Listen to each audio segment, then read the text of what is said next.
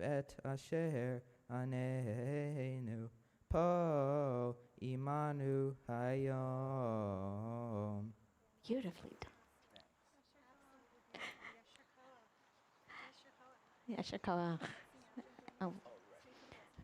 And we sing the blessing after Torah reading at the bottom of page 258. Baruch atah Adonai Eloheinu melech haolam asher natan lanu torat emet v'chayei olam nata b'tochenu Baruch atah Adonai noten haTorah.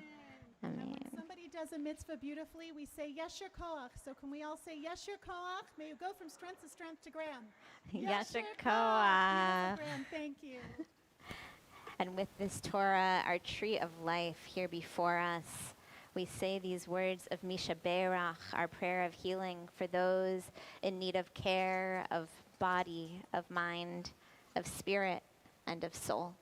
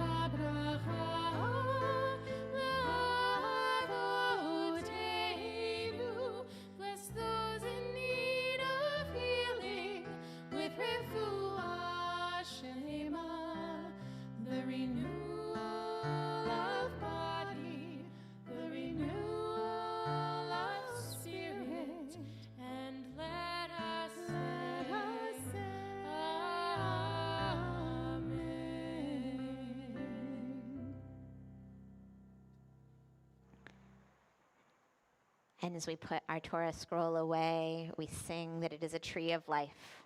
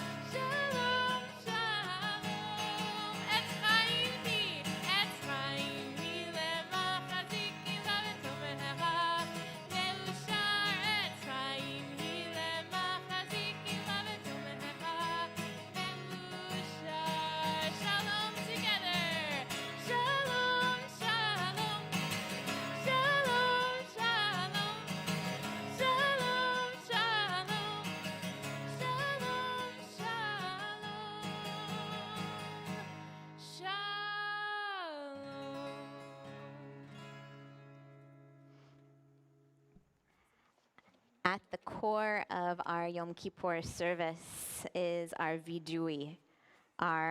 It's often translated as confession, but it's from the word yada, to make known. Part of what we do on this Yom Kippur day is to look at ourselves and at our behavior and to make an honest assessment, to make it known to ourselves where we have missed the mark. We think of each action we've taken, the ways that we've used our hands, our bodies, our faces, our words, like an arrow that we shoot. Each action that we take can be an action of chesed, loving kindness, or of tzedek, justice. We can use kavod, respect, and ometz lev, courage to do the right thing. Or we can misaim and do things that turn out to be hurtful to others and ourselves. This morning, we open our vidui by reminding ourselves of the power of our words for naming what we have done and the power of our words to help or harm. Yihiyu l'ratzon.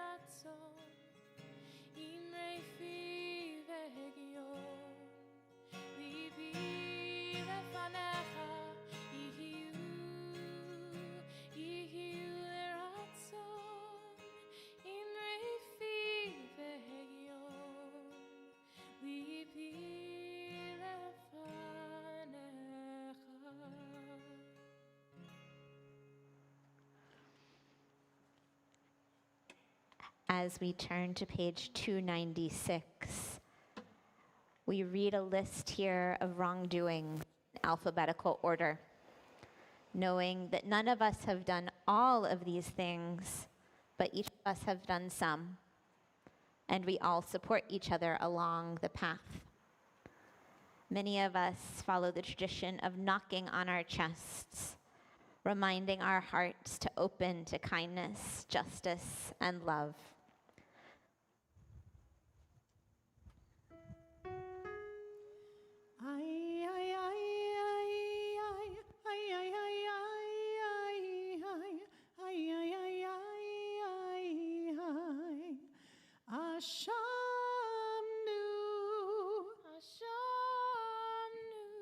Bagadnu, Gazalnu, Dibarnu Dofi, Hevinu, Vehirshanu, Zadnu,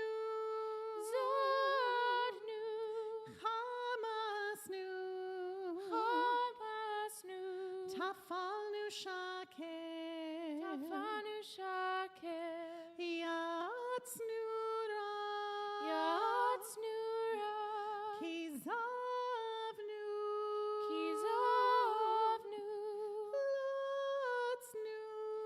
Lotsnu, Maradnu,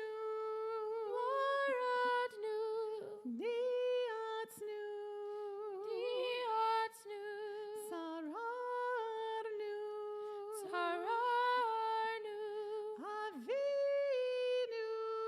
Avinu, Pashanu,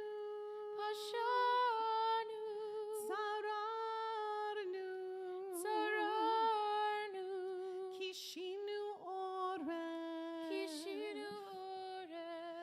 Rashanu. Rashanu. Shichatnu. Shichatnu. Tiavnu. Tiavnu. Tainu. Tainu. Titanu. Titanu. Ay, ay, ay, ay, ay, ay, ay, ay, ay, ay, ay,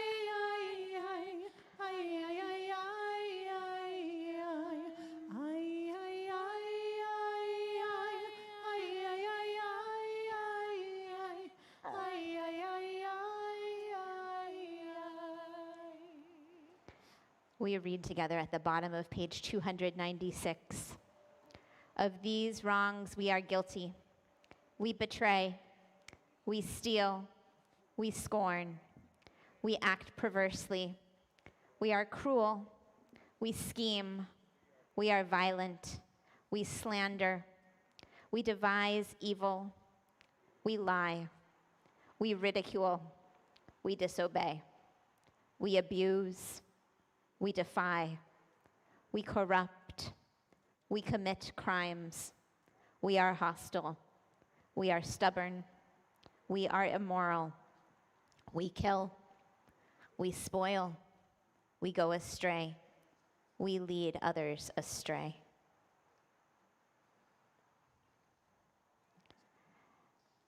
As we turn now to page 301, a personal confession we read here. I need to speak these words aloud and to know that the universe hears them. I get caught in old patterns and paradigms. I am stubborn and hard-headed. In the last year, I have missed the mark more than I want to admit. Forgive me, source of all being, for the sin I have sinned before you, by allowing my body to be an afterthought too often and too easily, by not walking, running, leaping, climbing, or dancing, although I am able, by eating in my car and at my desk, mindlessly and without blessing, by not embracing those who needed it and not allowing myself to be embraced, by not praising every body's beauty with our quirks and imperfections, by letting my emotions run roughshod over the needs of others, by poking at sources of hurt like a child worrying a sore tooth, by revealing my heart before those who neither wanted nor needed to see it, by hiding love out of fear of rejection instead of giving love freely, by dwelling on what's internal when the world is desperate for healing, by indulging in intellectual argument without humility or consideration,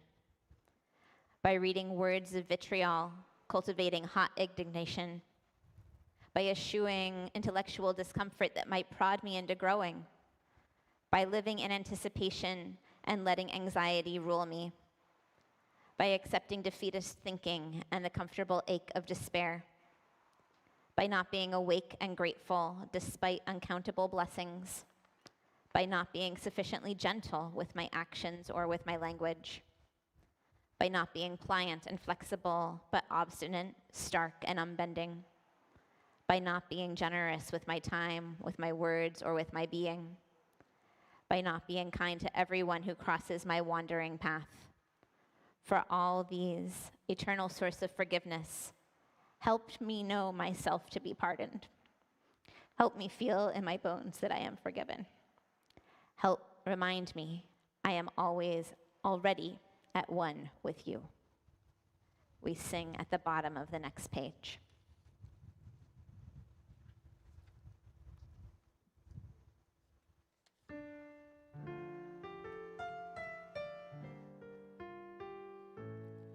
Ve'al kulam Eloi silichot selach lanu mechalanu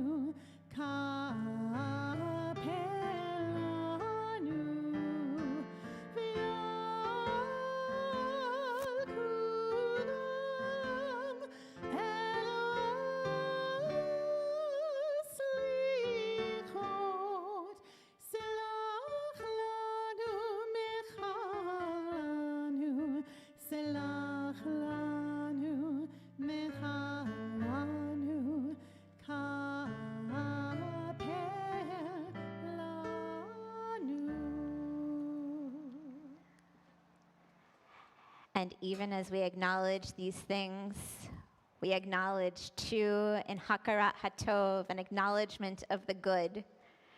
We open our hearts to our better nature, that in our coming year, we may become more of this alphabet of good,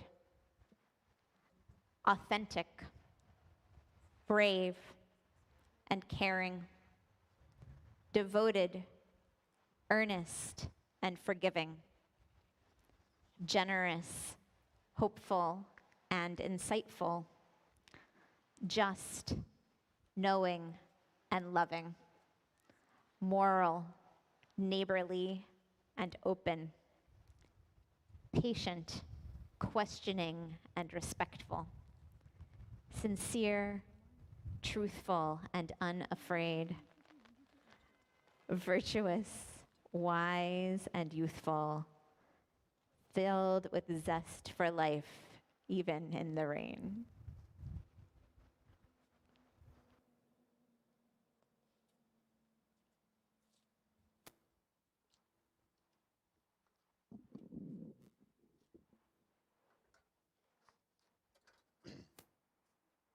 How's it going?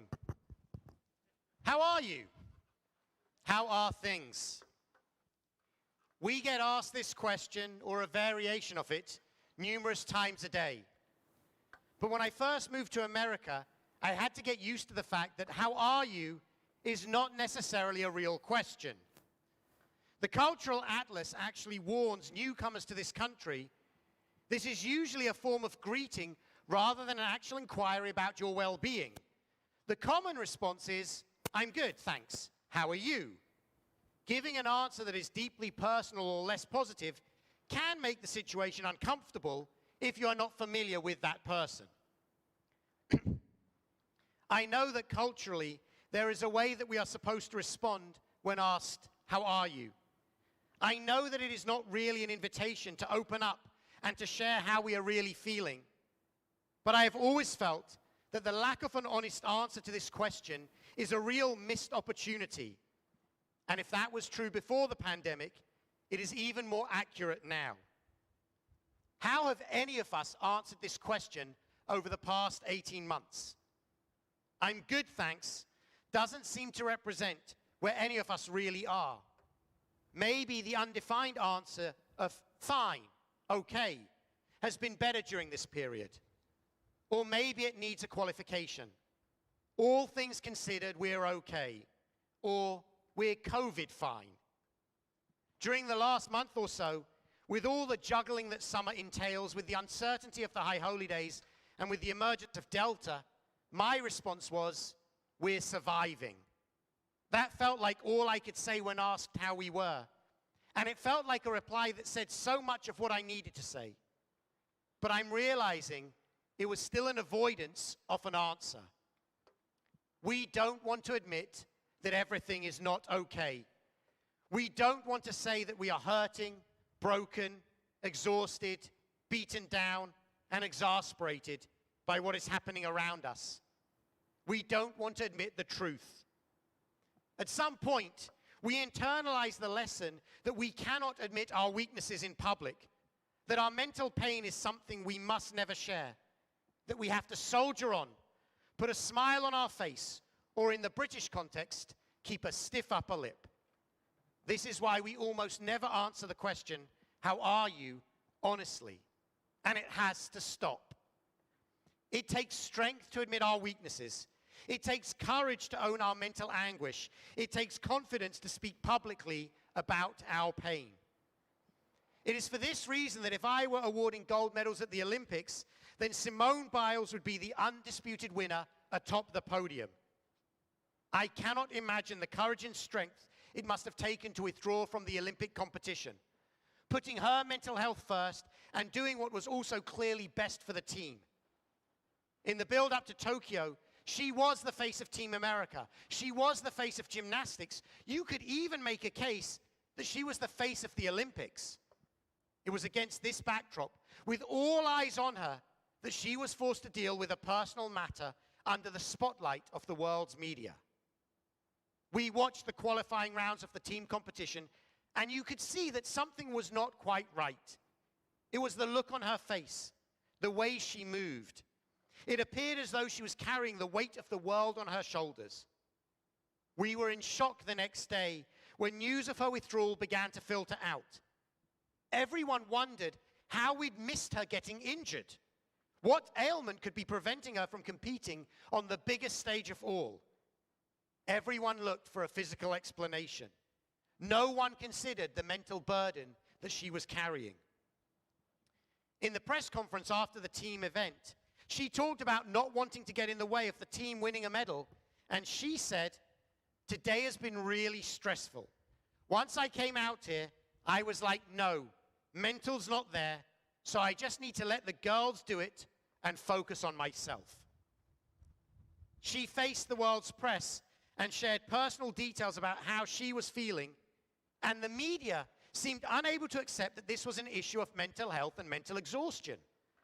They still looked for other reasons, physical explanations for her withdrawal, and people latched onto her having the twisties. A lot has now been written about the twisties, but at their core, they are related to her wellness and mental well-being.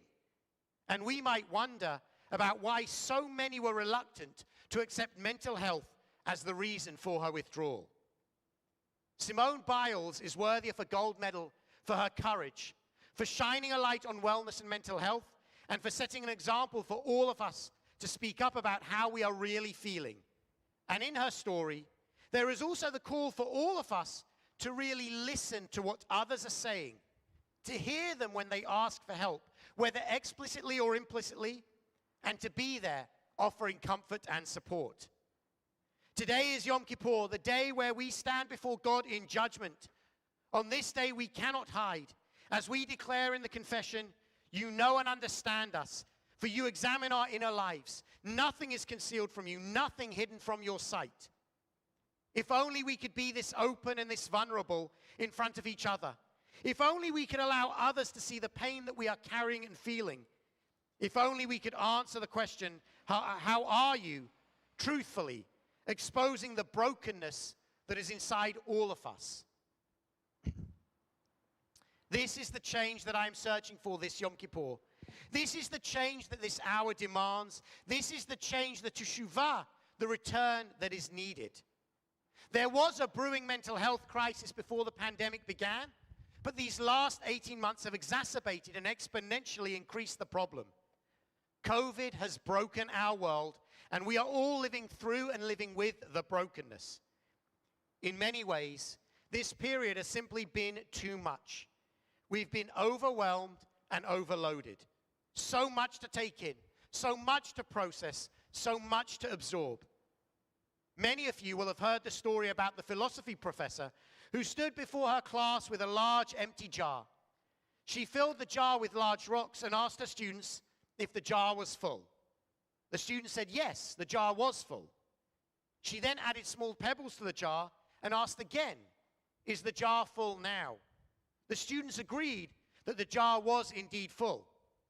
The professor then poured sand into the jar and asked again. The students concurred that the jar was finally full. There are lots of explanations that people give at the end about what the rocks, pebbles, and sand represent. But my friend Rabbi Carrie Vogel offered a different lesson. As she taught, with the jar so full, there is no way in which to take anything out. It's all stuck. Most of our jars were already filled with rocks before the pandemic began. And then COVID added pebbles, filling whatever space they could find. And 18 months later, the sand represents the myriad little ways our lives are constantly changing as a result of living through a pandemic.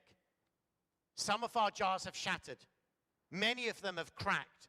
But all of our jars are full, way beyond their capacity and what can reasonably be held. There is an initial challenge in this moment to accept and hold our brokenness. One of the most powerful moments in Torah comes when Moses returns from Mount Sinai.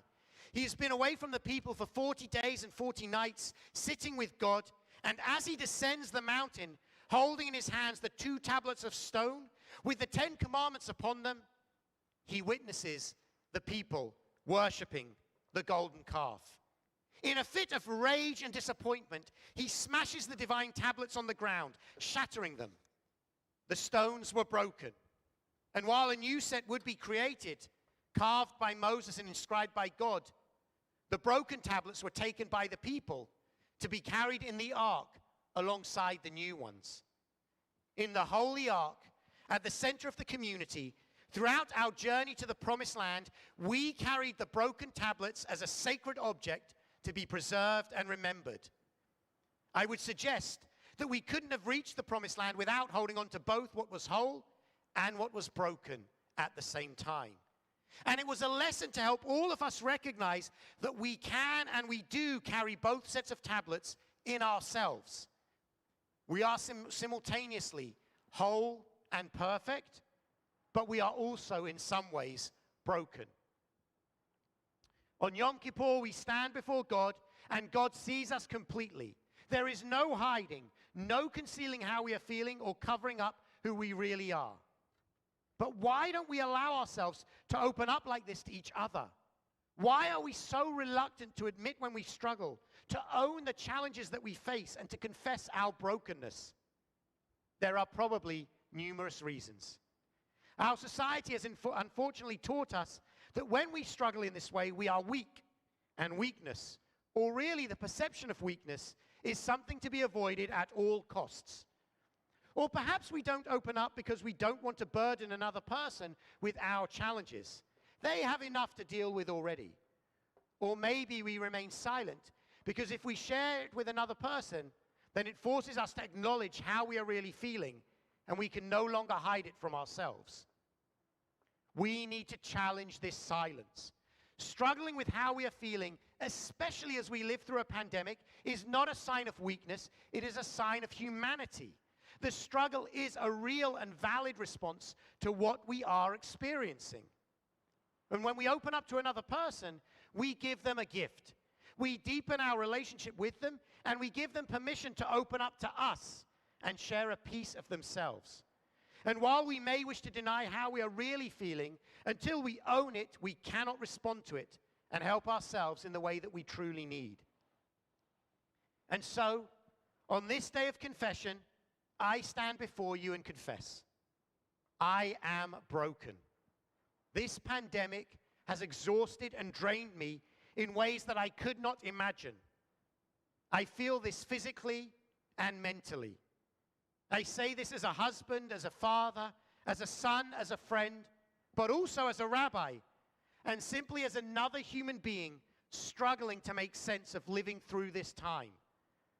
I feel this trauma now more keenly and acutely than at any other time over the last 18 months because I am vaccinated but still forced to be cautious. And I returned to some sense of normalcy at the beginning of the summer only to have it snatched away. And it has made the last month or two even more exhausting because some of my hope has been lost. Fear is the predominant feeling that I experience. I am fearful for my children who cannot yet be vaccinated. I am fearful about how the actions of others are affecting us. I am fearful that with misinformation campaigns and anti-vaxxers, there will be no way to get this under control. When I allow myself the space to reflect, I worry about what this period is doing to our children. I think about the fact that I haven't seen my parents in over 18 months, that my kids haven't seen their grandparents in almost 2 years. And I am scared about what the future will bring. My jar is full to bursting, and I can see that the cracks have already formed. This is how I am feeling. And I confess this not just before God, but before each and every one of you. Because there should be no shame in sharing when we are struggling, no embarrassment in admitting when we feel mentally exhausted, and no silence in the face of confronting the brokenness that we experience. Simone Biles is my teacher, who helps me understand that we need to speak up and prioritize our own mental health. And the Torah is my teacher, as it tells the story of the broken tablets carried alongside the tablets that were whole. We begin with a question. We need to ask, how are you? and to really mean it, to give the person an opportunity to answer the question with openness and honesty. If we are truly asking the question, we must provide the space for a person to truly answer. And then we must listen. Listen to what they are telling us. Hear the person open up. And sometimes we may need to push gently and delicately, reading the visual cues or recognizing the non-answer, fine or good, and asking, how are you really doing? This does not mean that we will fix the brokenness, but we will provide a space for another person to be held and supported. We can ask, but will we answer? No one can obligate us to speak, but I hope that people will provide us with safe spaces in which to open up, and that we will help to create those opportunities for honest answers, both for ourselves and for others. We need to recognize that sharing our pain is not a sign of weakness, but is actually a sign of strength. There should be no need to apologize for opening up. Through sharing our authentic feelings, we allow the light to shine through the cracks of our brokenness. So many studies discuss the importance of verbalizing what we're feeling to help us make sense of it, and as a vital first step in confronting it. The silence is dangerous. When we create the space for people to speak about how they are feeling, to express their struggles, and to share their brokenness, we don't just help them, we don't just help ourselves, we actually help everyone. We recognize that we are not the only ones feeling this way. Suddenly we have companions who are on a similar journey. We are all experiencing challenges and struggles. That is part of the human condition, and it is exacerbated by living through a pandemic. But we do not have to struggle alone. Even today, when we stand alone before God in judgment, open and honest about who we really are, we do it in the midst of community. We say the same prayers, we recite the same confession, we share in this experience. We all experience brokenness. We have all been broken in different ways by this pandemic. We are all in this together. The aspiration is not to fix the brokenness. The original set of tablets, once smashed, were never repaired. Instead, as a community, we found a way to hold the brokenness. We shared the burden, and we were able to continue on our journey together. How are you? Perhaps the most important question that we can ask another person. When we provide the space and opportunity for someone to truly answer, we give them a gift. And when they answer openly and honestly, that gift is returned tenfold. I hope that this will be a gift that we are able to share with each other, share with our world in this year that lies ahead. Gmar Chatima Tova. Wishing you all a good seal.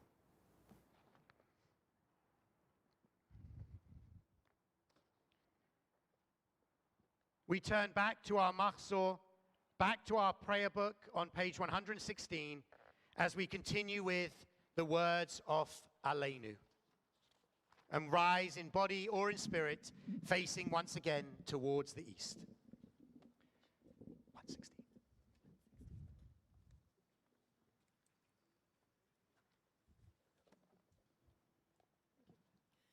עלינו לשבח לאדון הכל, לתת גדולה ליוצר בראשית, שלא עשנו כגויי הרצות, ולא שמנו כמשפחות האדמה, שלא שם חלקנו כהם, וגורלנו ככל המונם.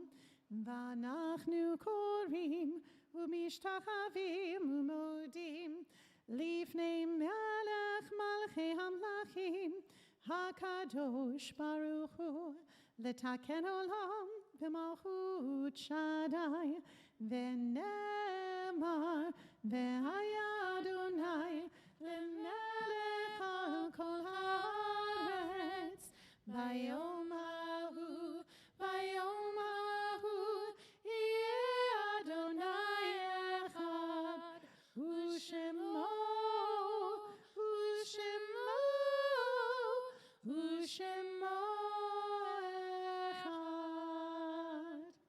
As we turn back in, facing towards our community, we turn to page 122 and take a moment to think of our loved ones who are no longer with us as we offer the words of our mourners Kaddish.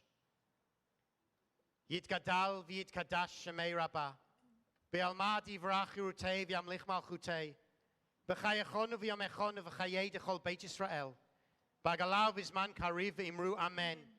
Yehei shmei Rabbah mavorach la'alam ulmei almaya, yitbarach v'yishtabach v'yitpa. Thank you to Richard Kay, who has spent more hours than I would care to imagine. He's literally